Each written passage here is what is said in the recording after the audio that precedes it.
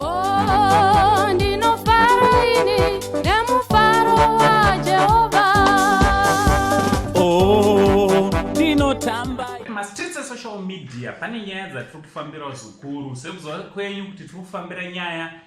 yatapiwa tapiwa makore junior. Uyo muzukuru wangu akaurayiwa akaita zvokupondwa natafadzwa shamba uyo aishandisiwa naThanks Makore and in fact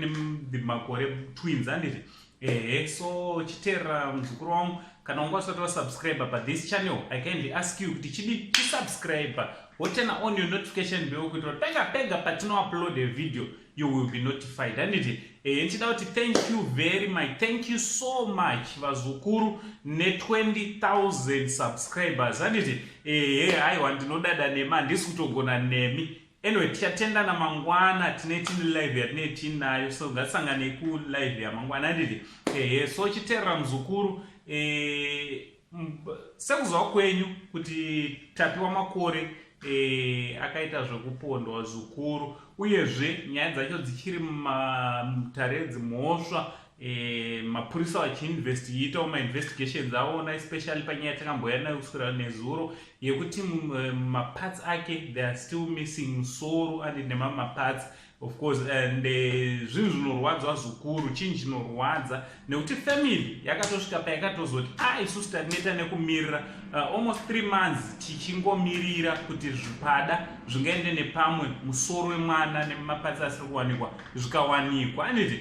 zvinova zviri kuratidza kuti zviri kutora nguva yakareba asi vanhu vachiona vakapara mhosva iyi varipoka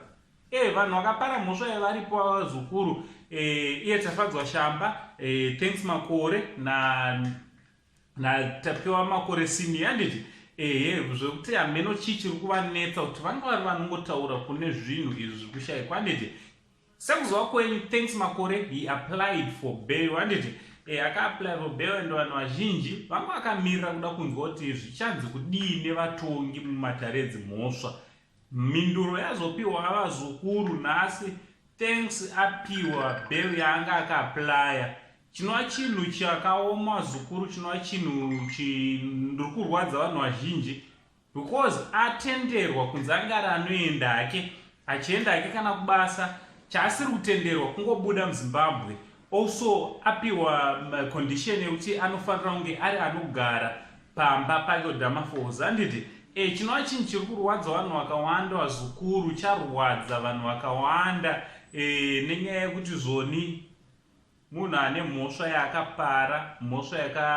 yakabata mhuri yeZimbabwe handiti so what do you think vazukuru nenyaya iyi, what do you think nebail yapiwa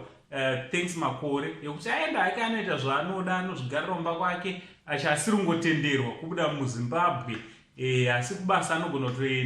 kutoenda anyway kwaanoda as long as achingozoripota kuMbare police station kana singakanganise Mbare kana kuti kupi but achingozonoripota kamwe chete kumapurisa. Munotokudii ngataura nekumakoments mabiri bobe acho ameno muZimbabwe judiciary system yacho